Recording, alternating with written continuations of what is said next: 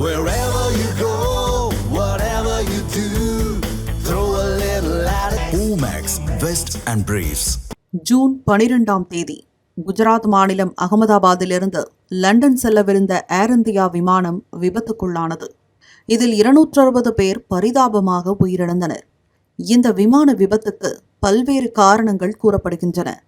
இதுவரை எதுவும் உறுதி செய்யப்படாத நிலையில் கடந்த 3 மாதங்களுக்கு மேலாக தொடர்ந்து விசாரணை நடைபெற்று வருகிறது.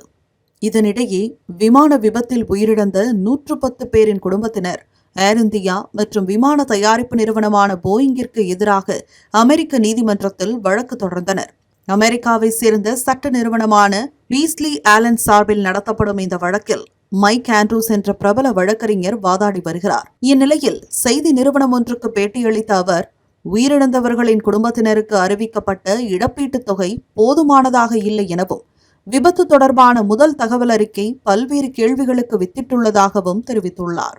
மேலும் விமானத்தின் வடிவமைப்பு இந்த விபத்துக்கு முக்கிய காரணமாக அமைந்திருக்குமோ எனவும் அவர் சந்தேகம் தெரிவித்துள்ளார்.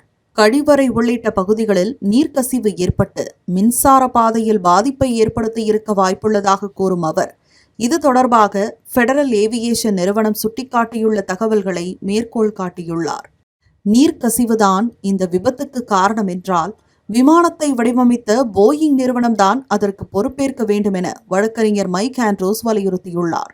தனது சட்ட நிறுவனம் இன்னும் கூடுதல் ஆவணங்களை சேகரித்து வருவதாகவும், துறை சார்ந்த வல்லுநர்களுடன் தொடர்ந்து பேசி வருவதாகவும் அவர் தெரிவித்துள்ளார். மேலும் ஏர் இந்தியா இழப்பீட்டுத் தொகையை உயர்த்தி வழங்க வேண்டும் என அவர் மீண்டும் வலியுறுத்தியுள்ளார். அண்மையில் இது தொடர்பாக பேசியிருந்த அவர், இழப்பீடு கிடைப்பதில் தாமதம் ஏற்படுவதாகவும், ரத்தன் டாடா மட்டும் இன்று உயிரோடு இருந்திருந்தால் இத்தகைய சூழலே வந்திருக்காது எனவும் கருத்து தெரிவித்திருந்தது குறிப்பிடத்தக்கது.